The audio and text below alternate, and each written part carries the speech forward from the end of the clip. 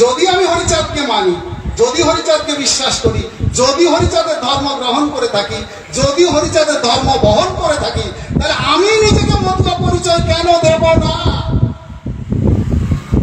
আপনারা তাহলে মতুয়া নয়? বড়ই দুঃখের বিষয়। একজন মতুয়াকে প্রশ্ন করলে সে কি উত্তর দেয় জানেন? বলে, আমি কি মতুয়া হতে পেরেছি? মতুয়া হওয়া কি এত সোজা? আচ্ছা ভাবুন তো, কোন স্কুলে ভর্তি হলে সেই স্কুলের স্টুডেন্ট, ছাত্র, সে কি নিজেকে ওই স্কুলের ছাত্র বলে পরিচয় দেয় না? আমরা দীর্ঘদিন ধর্মহীন অবস্থায় পড়েছিলাম, স্বধর্ম পালন করতে পারিনি। ইতিহাস বলে এই বাংলায় 1130 খ্রিস্টাব্দে পাল রাজত্বের অবসান ঘটে। মনুবাদী সেন রাজারা এই বাংলার সিংহাসনে বসে বৌদ্ধ ধর্ম নিষিদ্ধ করে। আমাদের পূর্বপুরুষের ধর্ম ছিল বৌদ্ধ ধর্ম। নমসূত্র বীর্যবান সকলই বৌদ্ধ সন্তান, নীলামৃতের পাতায় দেখবেন, ঠাকুরনগরে নীলামৃতে আছে, দেখবেন কথা। তাহলে আমাদের পূর্বপুরুষের ধর্ম ছিল বৌদ্ধ ধর্ম। সেই বৌদ্ধ ধর্ম যখন সেনরা নিষিদ্ধ করে, এই বাংলার কাশ্যপ গোত্রের নম আর মুচিরা বৈদিক ধর্ম মেনে নেয়নি, ব্রাহ্মণ্য ধর্ম মেনে নেয়নি, তখনও হিন্দু ধর্ম কথাটা আসেনি। তাই 14 শাস্ত্র 18 পুরাণ নবলক্ষ গ্রন্থ কোথায় হিন্দু ধর্ম লেখা নাই। হিন্দু বলে কোনো ধর্ম নাই, বুকে লিখে আছে। তো এই নম এবং মুচিরা যখন বৈদিক ধর্ম অর্থাৎ বেদের ধর্ম মেনে নেয়নি, তাদের উপরে নেমে আসে অমানবিক অত্যাচার, বর্বর অত্যাচার। রায়ট শুনেছেন, দেখেছেন অনেকে বোধহয়, যেটা স্বাধীন ভারতে হয়েছিল, বাংলায় হয়েছে, মানে এই ইন্ডিয়াও হয়েছে। এইরকম রায়ট যখন হয়েছে, রাতের অন্ধকারে আমাদের পূর্বপুরুষেরা ভিটা বাটি ছেড়ে ওই প্রত্যন্ত গ্রামগঞ্জ, বাংলাদেশের খাল বিল নদী নালা বন বাজার এলাকায় গিয়ে লুকিয়েছিল, পালিয়েছিল প্রাণ বাঁচানোর টাকাটা। তথাপিও ওই মনুবাদী ধর্ম তারা মেনে নেয়নি। স্বধর্ম রাজার ভয়ে আচরণ করতে পারেনি। কয়েক পুরুষ যখন গত হলো, তারা ভুলেই গেল তাদের পূর্বপুরুষের ধর্মটা কি।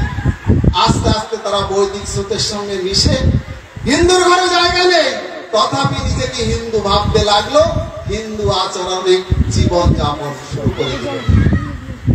আজও হিন্দুর ঘরে জায়গা নেই। যদি হিন্দুর ঘরে জায়গা হবে, হিন্দুর কোনো বারোয়ারি মন্দিরে ঢুকে আপনি পুজো দিতে পারবেন? পারবেন কি? পারবেন না। আপনার বাড়ি হিন্দু মতো যদি পূজা আপনার বাড়িতে করান, আপনি দিতে পারবেন না। আপনি হচ্ছেন মুটে, বাজার থেকে কিনে বহন করে আনবেন, আর ওই ব্রাহ্মণ এসে পুজো করবে। কিভাবে করবে জানেন? আপনি যে সকল দ্রব্য সামগ্রী এনে পুজো করতে দেবেন, সেগুলোতে জল ছিটিয়ে নেবে। কেন জল ছিটিয়ে নেবে? আপনার হাতে ওগুলো অপবিত্র হয়ে গেছে আপনার স্পর্শে। অর্থাৎ আমরা চতুর্বর্ণকে স্বীকার করিনি, তাই আমরা অস্পৃশ্য জনজাতি। আমাদের ছোঁয়ায় সমস্ত কিছু অশুদ্ধ হয়ে যায়। তাই ব্রাহ্মণ মশাই জল সিঞ্চন করে, শুদ্ধ করে, পবিত্র করে তবে ওই দ্রব্যগুলি পূজায় লাগায়। ভাবুন, আমাকে শ্রদ্ধা করে, ভক্তি করে না ঘৃণা করে। এই ঘৃণার জায়গা থেকে মুক্তি দিতে এসেছেন আমার প্রতি পাবন হরিচাঁদ। অন্ধজনে দিতে আলো আমারিকে মান, ওরা কাঁদে অবতীর্ণ হলেন হরিচাঁদ। অন্ধজনকে আলো। কোন অন্ধ না? আমরা চোখে দেখতে পাচ্ছি, কিন্তু জ্ঞান অন্ধ। আমাদের শিক্ষার অধিকার কেড়ে নিয়েছে ওই বহিরাগত নর্দিক আর্যরা। শিক্ষার অধিকার থেকে বঞ্চিত করে আমাদের মেরুদণ্ডহীন প্রাণীতে পরিণত করেছে, মানবীতর জীবন যাপন করতে বাধ্য করেছে। কোন ভগবান, কোন দেবদেবী আমাদের হয়ে এতটুকু দরদ দেখায়নি। আমাদের লেখাপড়া শেখার জন্য, বরং শিক্ষার দরজা কঠিনভাবে তারা বন্ধ করে দিয়েছে। তাই তো অশ্বিনীকর্তা বললেন, ভারত ভাগবত তন্ত্র গ্রন্থ অগণন, কোন শাস্ত্রে নমশূদ্রের না পাইনি দর্শন। এবার শাস্ত্র মতে করে সাধন কেমনি তারে পাবো? হরিচাঁদ পূর্ণ অবতার হরি নীলামৃত গ্রন্থ দলিল আছে তার, কর দলিল গ্রাহ্য ছাড়ো বাহ্য, আমরা হরির দাস হব। কার দাস? হরির দাস। মনুবাদের দাস নয়, ব্রাহ্মণ্যবাদের দাস নয়। ওই সকল শাস্ত্র গ্রন্থে আমাদের উন্নয়নের কথা নাই, আমাদের মুক্তির কথা নাই, বরং আমাদের দাসত্বের শৃঙ্খলে কঠিনভাবে বেঁধে ফেলার কথা রয়েছে। সেই দাসত্বের শৃঙ্খল থেকে মুক্তি দিতে আমার হরিচাঁদ ঠাকুর এসেছেন, গুরুচাঁদ ঠাকুর এসেছেন, বাবা সাহেব আম্বেদকর এসেছেন, জ্যোতিরাও ফুলে এসেছেন। কিন্তু আমরা নিজেরা যদি মুক্ত না হই, আমার ঠাকুরের কি সাধ্য আমাদের মুক্ত করবে? আমাদের নিজেদেরকে মুক্তি পেতে হবে, মুক্ত হওয়ার চেষ্টা করতে হবে। তাই তো দেখুন, ইতিপূর্বে কোন ভগবান জীবন দশায় সুখে সমৃদ্ধিতে বেঁচে থাকার কথা আমাদের শোনান, মৃত্যুর পরে স্বর্গে যাব সেই উপদেশ দিয়েছেন বেশি বেশি করে। আধুনিক জনজীবনে অংশগ্রহণ করতে গেলে শিক্ষা যে অতি অবশ্যই দরকার, এ কথা কোনো ভগবান বলেননি হরিচাঁদ গুরুচাঁদের পূর্বে। তাই তো রামকৃষ্ণ গৌড়ের ন্যায় হরিচাঁদ গুরুচাঁদ নীলা খেলা না করে করেছেন শিক্ষা আন্দোলন, করেছেন ব্যবসা বাণিজ্য, শিক্ষা দিয়েছেন এ জাতি ধনে মানে কিভাবে সমৃদ্ধি লাভ করবে। তাই আপনি কি গর্বের সঙ্গে বলতে পারেন না, আমি মতুয়া, আমার পরিচয় আমি মতুয়া? এসো হরিচাঁদের দলে যাই, মতুয়াতে নামে লেখায়, এমন মহান ধর্ম হবে নাই। এসো হরিচাঁদের দলে যাই, মতুয়াতে নাম লেখায়, এমন মহান ধর্ম হবে নাই।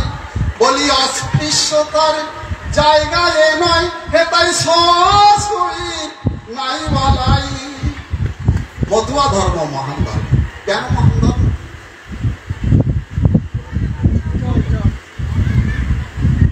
কেন মহান? কারণ মতুয়া ধর্ম মানবিক ধর্ম। এখানে ছোট বড় উঁচু নিচু ভেদাভেদ নাই, এখানে পরিচয় সবাই মানুষ।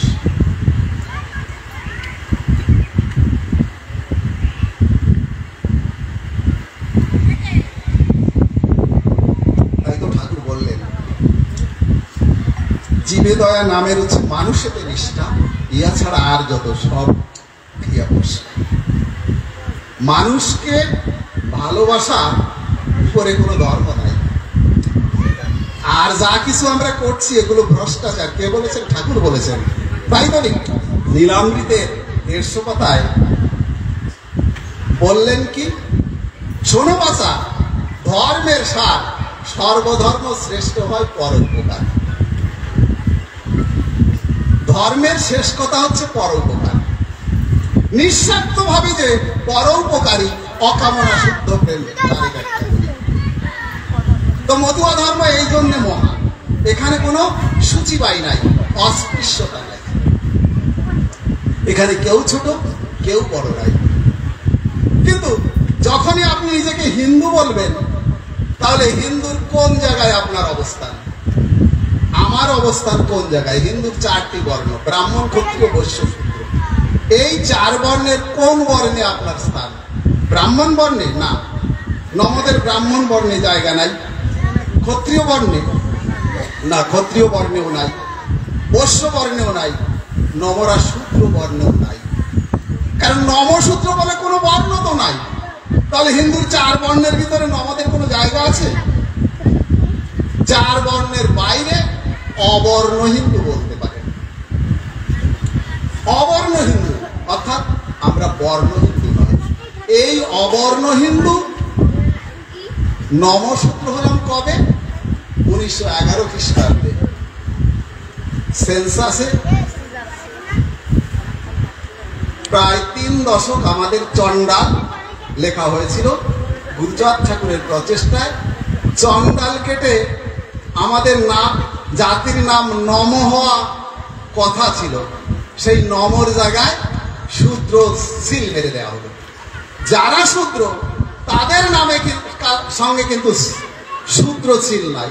শূদ্র কারা? যারা 30 দিন অসুচ পালন করে।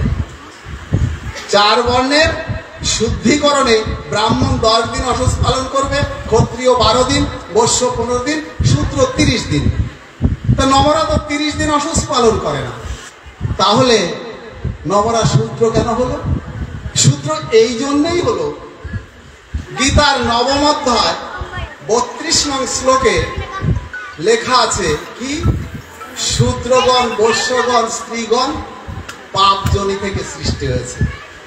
33 নং শ্লোকে ব্রাহ্মণ ক্ষত্রিয়দের কথা কেই বা বলবো, তারা পবিত্র জনিতে তাদের জন্ম। অর্থাৎ আমাদের ঘৃণিত করার জন্য সুকৌশলে ওই নমর সঙ্গে শূদ্র কথাটা যুক্ত করে দিয়েছে। যারা আমাদের ঘৃণা করে তারা আমাদের মঙ্গল কামনা করবে, এ কথা ভাবা যায় কি? আপনার আমার বাড়িতে যান, এসে পূজা পার্বণ, বিয়ে, শ্রাদ্ধ, বৈদিক মতে তো শ্রাদ্ধ, শ্রদ্ধা কিন্তু বৈদিক মতে নয়, যারা করাতে আসে তারা আমাদের মঙ্গল চায়। তাই প্রত্যেক মতুয়া পরিচয় দেওয়া উচিত মতুয়া বলে। এবং প্রত্যেক ধর্মের ধর্মীয় সমাজ আছে।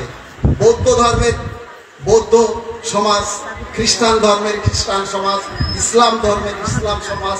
তদ্রূপ প্রত্যেক মতুয়াদের প্রত্যেক গ্রামে গ্রামে মতুয়া সমাজ তৈরি হওয়া দরকার, গঠন করা দরকার। এবং সেই মতুয়া সমাজে যে বিধিবিধান, সেটা মতুয়া ধর্ম মেনে, সেই বিধিবিধান মেনে প্রত্যেক মতুয়ার জন্ম থেকে মৃত্যু পর্যন্ত মতুয়া ধর্ম মতপথ মেনে জীবনযাপন করা উচিত বলে আমি মনে করি। যদি আমার ভুল হয় ক্ষমা করবেন। কেননা যদি আমি মতুয়া পরিচয় দিই, তাহলে আমার মতুয়া ধর্ম মেনে জন্মের আগে থেকে মৃত্যুর পরে পর্যন্ত জীবনযাপন করতে হবে।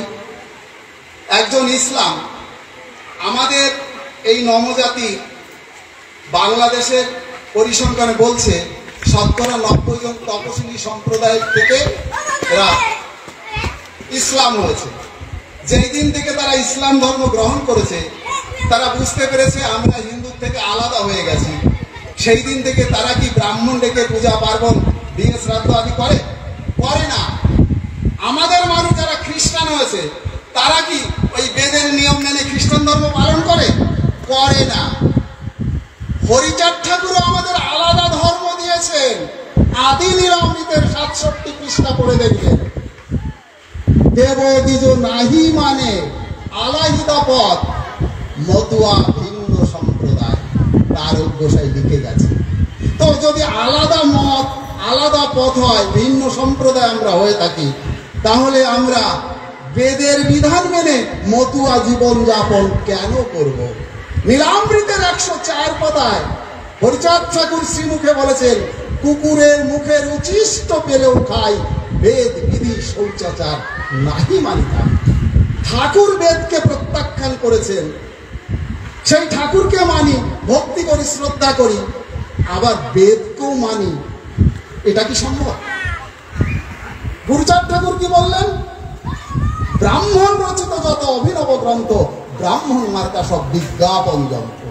এই সকল গ্রন্থে ব্রাহ্মণদের সুবিধার কথা বলা হয়েছে, তোমাদের আমাদের কথা নয়। বেদ তো ছুঁড়ে ফেলে দাও, এই সকল শাস্ত্র গ্রন্থ বিসর্জন দাও। গুরুচাঁদ ঠাকুর আরো বললেন, কি বললেন? এইখানে বলি শোনো এক সমাচার, দেবতা মন্দিরে পূজা করিবে কাহার, বিশ্বভরে এই নীতি দেখি পরস্পর, যে যারে উদ্ধার করে সে তার ঈশ্বর। ক্ষত্রগণে রামচন্দ্র উদ্ধারিল, রামকে ঈশ্বর বলে ক্ষত্রিয় মানিল, খ্রিস্ট এসে জন্ম নিল খ্রিস্টানেরও ঘরে, সকল খ্রিস্টান তার পূজা করে। এই রূপে কৃষ্ণ খ্রিস্ট কিংবা মোহাম্মদ ভিন্ন ভিন্ন জাতির তারা পরম সম্পদ। তো আমাদের এই কুলে হরি অবতার, দয়া করে নমসূত্রে করিল উদ্ধার। তার পূজা করো সবে, তার ভক্ত হও, নিজ ঘরে ভগবান ফেলি কোথা যাও। তোমার ঘরে ভগবান এসেছে, সেই ভগবানকে ভুলে, সেই ভগবানকে ফেলে তুমি কোথায় যাচ্ছ? সেখানে তোমার মুক্তির কথা নাই। শতকরা কতজন নম আমরা মতুয়া হয়েছি? খুবই কম সংখ্যা। যারা মতুয়া হয়েছি তারা কি গুরুচাঁদকে মানি? যদি গুরুচাঁদকে মানি তাহলে গুরুচাঁদের কথাকে মান্যতা দিতে হবে, তবেই তাকে মানে হবে। এরপরে গুরুচাঁদ ঠাকুর কি বললেন? মতুয়ার পক্ষে কোনো পূজা পার্ব নাই, নিত্য মন্দিরে হরি পূজা করা চাই। মতুয়ার কোনো পূজা পার্ব না, অর্থাৎ বৈদিক কোনো দেব দেবীর পূজা পার্বণ নাই, নিত্য মন্দিরে হরি পূজা করতে হবে। কেন হরি পূজা করবেন? দেখুন, ঠাকুর প্রায় 250 বছর আগে যে কথা বলে গেলেন, মানুষ এতে নিষ্ঠা। আচ্ছা, এত দেব দেবী থাকা সত্ত্বেও, এত পূজা পার্বণ যাগযজ্ঞ করা সত্ত্বেও কোনো ভগবান, কোনো অবতার, কোনো দেব দেবী কি এই যে মরণ ভাইরাস বর্তমানে যেটা চলছে, সমস্ত বিশ্ব আতঙ্কিত, এই ভাইরাসের ভ্যাকসিন কে আবিষ্কার করেছে? কোনো দেব দেবী? কারা করেছে? বিজ্ঞানীরা। কারা? তারা মানুষ। অর্থাৎ মানুষই মানুষের উপকার করবে, মানুষই মানুষের পাশে দাঁড়াবে, কোনো দেব দেবী নয়। এরা মানুষকে ভালোবাসে না। কোন অবতার, কোন দেবতা যদি মানুষকে ভালোবাসবে, তাদের তো অস্ত্র কেন থাকবে? অস্ত্র দিয়ে কি ভালোবাসে নাকি? অস্ত্র দিয়ে খুন খামারি করে। ভালোবাসতে গেলে তো অস্ত্রের প্রয়োজন হয় না। তাই তো গৌতম বুদ্ধের হাতে অস্ত্র নাই, আমার হরিচাঁদ গুরুচাঁদের হাতে অস্ত্র নাই। পূর্ব বুদ্ধ কাশ্যপ মুনি তথা পূর্ব বুদ্ধদের হাতে কোনো অস্ত্র ছিল? অস্ত্র নিয়ে কেন এসেছে? আমার উপরে খবরদারি ফলাতে, ওদের অধীনস্থ রাখার জন্যে। এই কথাটা কেন ভাবছি না? অস্ত্র দিয়ে প্রেম বিতরণ করা যায় না, গায়ের জোরে সব কিছু কেড়ে নেওয়া যায়। পয়সা করি গয়না গটি, ভালোবাসা নয়। ভালোবাসা পেতে গেলে ভালোবাসা দিতে হয়। ওরা ভালোবাসা দিতে আসেনি, ওরা আমাদের পরিশ্রমটা আদায় করে দিতে এসেছে। আমরা পরিশ্রম করে যাব, ওই দেবদেবীকে সাক্ষী গোপাল হিসাবে রেখে এক শ্রেণীর মানুষ আমাদের সঞ্চিত অর্থ ওদের পকেটে সঞ্চয় করবে। লক্ষ্মী পূজা করলে ধন বৃদ্ধি হয়, একদম সত্যি কথা, সঠিক। তাদের বাড়ে ব্রাহ্মণ আর বেনিয়াদের। আর আমরা যারা পূজা করি আমাদের কম। আমি প্রমাণ দেই। ধরেন আমার 500 টাকা পুঁজি আছে, তো ব্রাহ্মণের লেখা ফর্দ অনুযায়ী আমি বাজার করতে গেলাম, ব্যবসায়ীদের কাছ থেকে আমি বাজার করলাম, তার থেকে ধরুন 200 টাকার আমি সওদা করলাম, তাহলে 500 টাকা 200 টাকা মাইনাস হয়ে যায়। এইবার ব্রাহ্মণ মশাই বাড়ি যখন আসবে, তাকে কিছু দান দক্ষিণা দিতে হবে, তাকে 100 টাকা দিতে হবে কম নয় নয় করে। আমার 500 টাকা 300 টাকা চলে গেল, 200 টাকা থাকবে। ওই যে বেনিয়া মশাই বিনা লাভে আমার কাছে মাল বিক্রি করেছে, সে তো লাভ করেছে, তাহলে তার ধন বৃদ্ধি হয়েছে। ব্রাহ্মণ মশাই খালি পকেটে আমার বাড়ি এসেছে, তার পকেট কিন্তু ভর্তি হয়ে গেছে, সেই দিন 500 বাড়ি পুজো দিয়েছে। তাহলে লক্ষ্মী পূজা করলে ধন বৃদ্ধি হয়, কার হয়? ব্রাহ্মণ আর বেনিয়ার হয়। আমরা যারা পুজো দিয়েছি আমরা কিন্তু খালি খালি, সেই কয়েক পুরুষ ধরে তো পুজো দিচ্ছি। জন খাটা বন্ধ হচ্ছে না কেন আমাদের? এখনো কেন বেটা বেটিদের আমাদের মাঠে যেতে হয়? যারা একটু শিক্ষার আলো পেয়েছেন তারা হয়তো কিছু চাকরি বাকরি করে খানিকটা জনঘাটা থেকে মুক্তি পেয়েছেন, কিন্তু আমার মতো হরিচাঁদ মাঠে একবেলা কাজ না করলে কিন্তু পেটে ভাত হয় না। আমার মা, আমার ঠাকুমা কিন্তু লক্ষ্মী পুজো করেছে, উপস্থিত থেকেছে। কই, আমার তো ধন বৃদ্ধি হয়নি। টাটা বিড়লা আদানি আম্বানি কি লক্ষ্মী পূজা করে ধনী হয়েছে? ভেবে দেখবেন আমার কথাগুলো। আমি কিন্তু লেখাপড়া জানি না। তো নিউটন, আইনস্টাইন, আব্দুল কালাম বিশ্ববিখ্যাত বিজ্ঞানী হয়েছে সরস্বতী পূজা করে? ভাবুন তো, গুরুচাঁদ ঠাকুরের শিক্ষা আন্দোলনের আগে এই সরস্বতী মা কোথায় ছিল তার বিদ্যা নিয়ে? আমাদের পেতে এতটুকু বিদ্যা সে দিতে পারলো না। কেন গুরুচাঁদকে পাড়ায় পাড়ায় বাড়ি বাড়ি গিয়ে আঁচল পেতে ভিক্ষা করতে হয়েছে।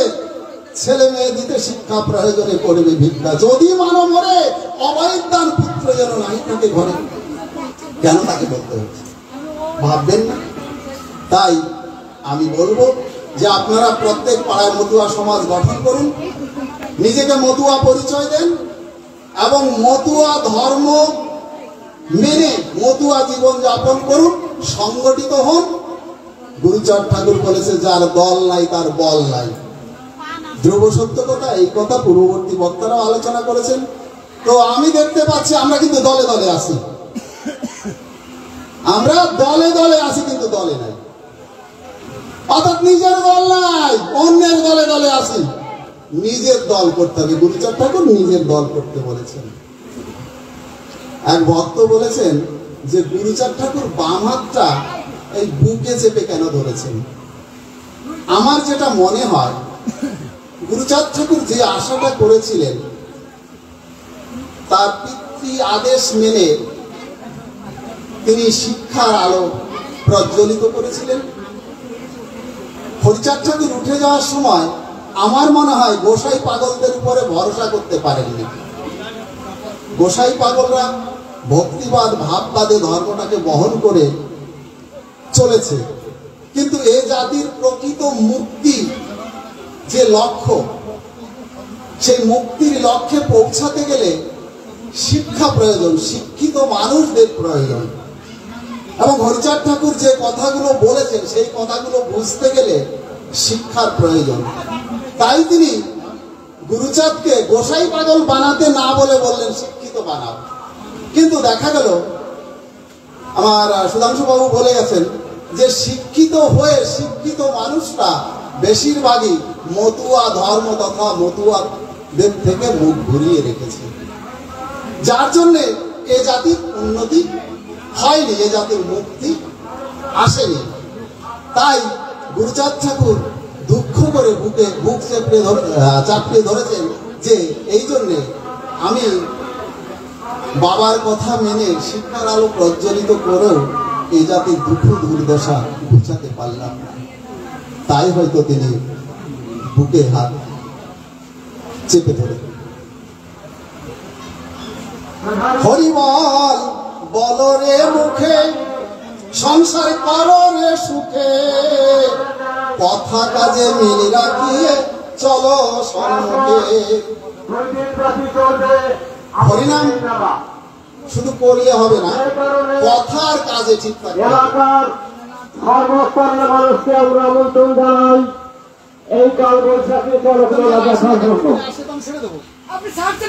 তো বিশেষভাবে মনে রাখবেন, হরিবল বল রে মুখে, সংসার কর রে সুখে, কথা কাজে মিল রাখিয়ে চলো সম্মুখে। সকল কর্তব্যের দায় লৌহে মাথায়, সর্বদা বাক্য সত্য হওয়া চাই। এমন মহান ধর্ম আর হবে নাই। কথা কাজে এক হতে হবে এবং বাক্য সত্য রাখতে হবে। ও নাই গ্রন্থের ছড়াছড়ি, অলিক তত্ত্ব দাও সারি, সত্য প্রেম পবিত্রতায় হৃদয় লও গড়ি। মতুয়া ধর্মে অনেক গ্রন্থ নাই, কথা কাজে মিল রেখে অলিক তত্ত্ব ছেড়ে দিতে হবে।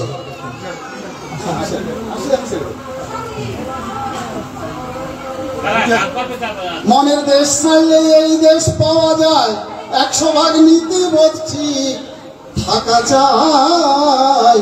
এমন মহান ধর্ম হবে না, 100 ভাগ নীতি বলছি আর সত্য প্রেম পবিত্রতা বজায় রেখে চলতে হবে। গৃহেতে নর আর নারী উভয়ে হও ব্রহ্মচারী, পরপতি স্পর্শ না করি। 2 জনা প্রিয় সুধা এই বসুধায় পৌঁছাবে যেই দেশেতে ক্ষুধা নাই। এমন মহান ধর্ম হবে নাই। মতুয়া ধর্মে পরক্রিয়া ভজন নাই, এক নারী ব্রহ্মচারী। এক নারী ব্রহ্মচারী স্বামী স্ত্রীতে যদি মধুর সম্পর্ক সৃষ্টি হয়, এই সংসারেই স্বর্গ নেমে আসে। স্বর্গ কি? শরীর আর মন যদি সুস্থ থাকে সেটাই স্বর্গ, আর শরীর আর মন যদি দুস্থ থাকে, দুঃখী থাকে, সেটাই নরক। ও নাই জাতি ভেদ অভেদ, নাই সামাজিক বিভেদ, হরিচাঁদ ফেলেছে সুরে বিভেদের ওই ভেদ। মতুয়া ধর্মে জাতি ভেদাভেদ নাই, সামাজিক বিভেদ নাই, আমরা সবাই ভাই ভাই, আমরা সবাই মানুষ। হরিচাঁদ ঠাকুর সেই বিভেদের যে দেওয়াল বেদ সেটা ছুঁড়ে ফেলে দিয়েছেন। তাই বলি ভাই এসো তরায়, তাই বলি ভাই এসো তরায়, মতুয়া ধর্মে সবাই নাম লেখায়, এমন মহান ধর্ম আর হবে নাই। তাহলে একসঙ্গে বলুন আমরা সবাই, জয় মতুয়ার জয়।